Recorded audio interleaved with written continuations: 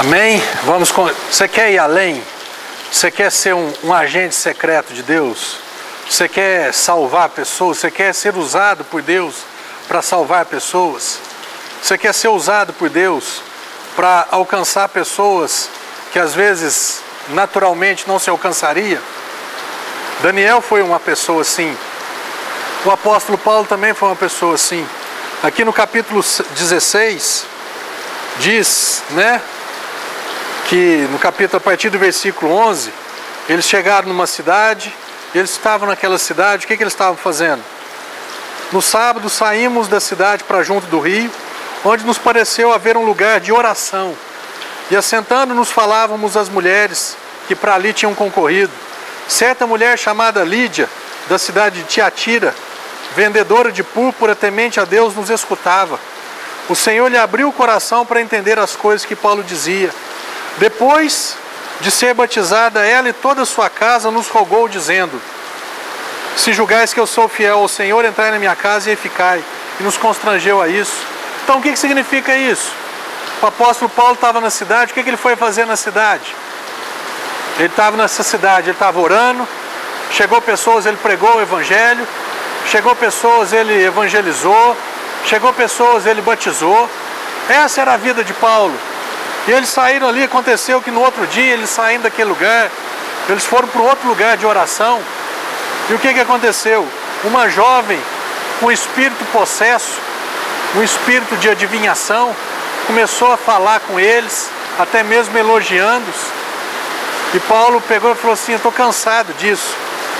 Seguindo eles, seguindo a Paulo e a nós, clamava dizendo: esses homens são servos do Deus Altíssimo e vos anunciam o caminho da salvação.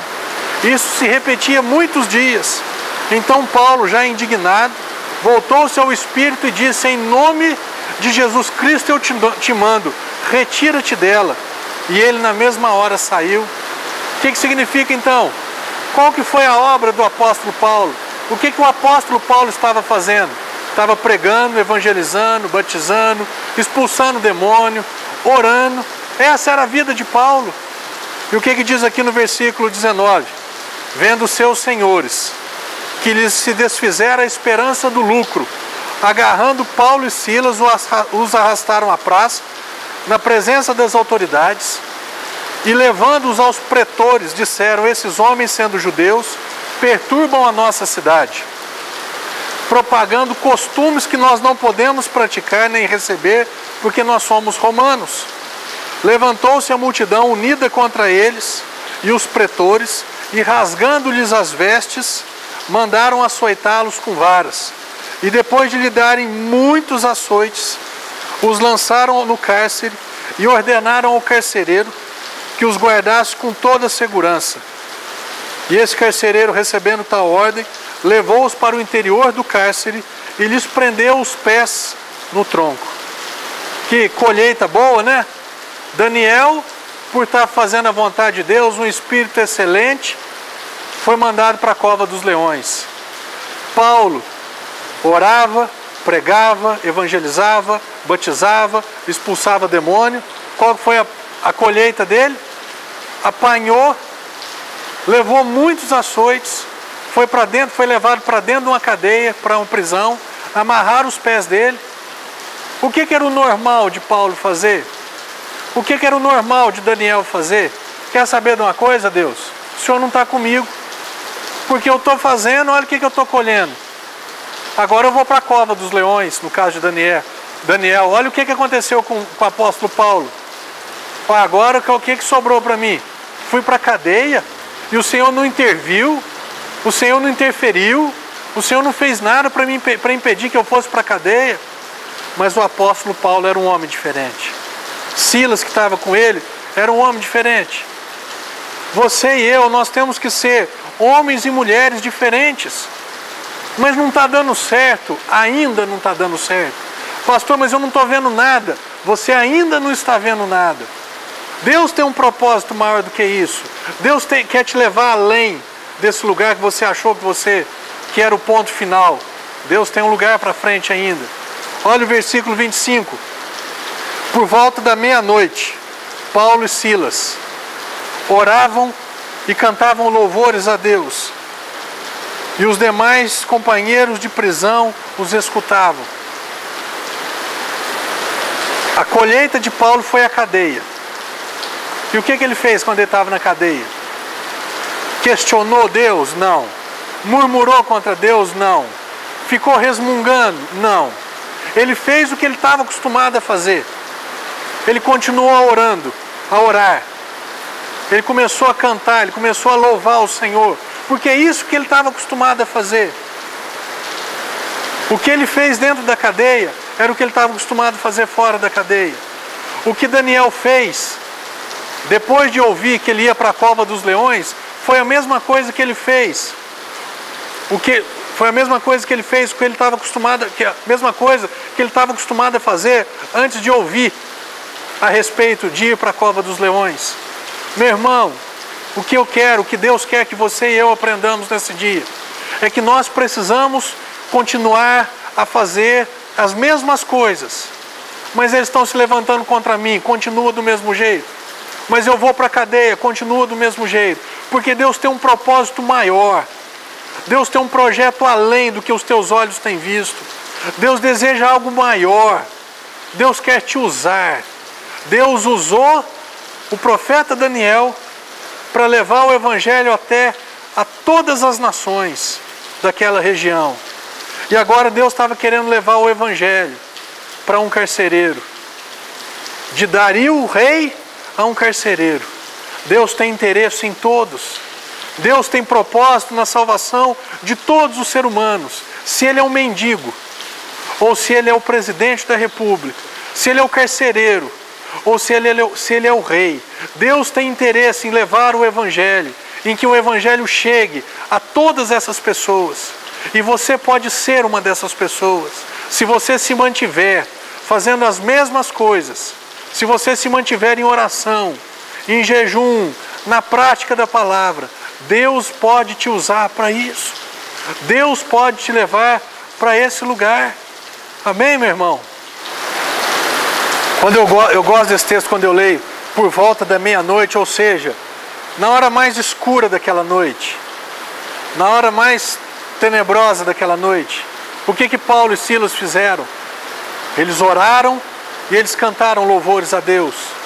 E as pessoas que estavam em volta, os demais companheiros de prisão, ouviram. O que as pessoas que estão à sua volta estão ouvindo da sua boca, quando, apesar de você estar fazendo aquilo que é a vontade de Deus, as coisas não dão certo? Será que esses daqui não se levantaram e falaram assim: mas peraí, nós estamos aqui porque nós somos bandidos, nós merecemos a cadeia, mas e vocês? Vocês não são os cristãos? Vocês não são os apóstolos, os discípulos de Jesus? Cadê o seu Deus que não te livrou da cadeia? Cadê o seu Deus que, apesar de você ter pregado, batizado, expulsado demônio, permitiu que você viesse parar aqui no mesmo lugar que nós? Meu irmão, todos nós passamos por isso. Todos nós, às vezes, vamos sofrer esse tipo de afronta, mas não mude a sua posição, não saia desse projeto de Deus, que às vezes você não esteja entendendo, mas é um projeto de Deus para a sua vida. Diz aqui no versículo 26, de repente, sobreveio um tamanho terremoto, que sacudiu os alicerces da prisão, e abriram-se as portas, e soltaram-se as cadeias de todos, por causa da oração e por causa do louvor. As cadeias de todos e as portas das prisões de todos ali foram abertas. Deus quer usar a sua vida para isso, para libertar pessoas, para colocar o preso em liberdade. Não é ir lá na cadeia e fazer um motim, uma rebelião, porque a Bíblia diz que nenhum dos presos fugiu. Eles foram livres, mas eles não fugiram. Eles foram livres das cadeias espirituais. Eles foram livres daquela velha maneira de viver, da velha natureza. Eu creio que eles nasceram de novo, que eles tiveram uma experiência com Deus.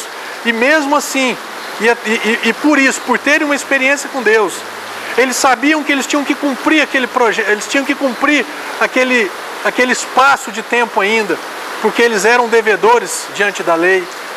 O carcereiro chegou, ficou assustado. Paulo falou assim: não se assuste, porque nós todos estamos aqui. Ele tinha pensado até em suicidar. E aí, versículo 30, trouxe Paulo e Silas para fora e falou assim: o que eu devo fazer para eu ser salvo? Porque eu estou vendo salvação na vida dos presos, eu estou vendo salvação na vida de vocês. O que eu preciso para eu ser salvo? Respondeu-lhe: crê no Senhor Jesus e será salvo tu e tua casa. Olha que coisa maravilhosa. Creia e será salvo. Você vai ser salvo. O evangelho vai chegar na tua casa e a tua casa vai ser salva. E lhe pregaram a palavra de Deus e a todos os da sua casa. E naquela mesma hora da noite, cuidou dos vergões, dos açoites. E a seguir foi ele e toda a casa dele foi batizada. Meu irmão, esse é o evangelho de Jesus. Não teve curso de batismo, não teve preparação para batismo. O que teve? Pregou o evangelho. Você crê? Creio. Então vamos passar pelas águas, vamos ser batizados. Meu irmão, Deus quer usar a sua vida assim. Deus quer te levar além da religiosidade, além da religião evangélica. Ele quer te levar para a igreja primitiva. Ele quer te levar para o evangelho que ele escreveu para você viver. Amém? Continue firme. Não arrede o pé, não saia da sua posição.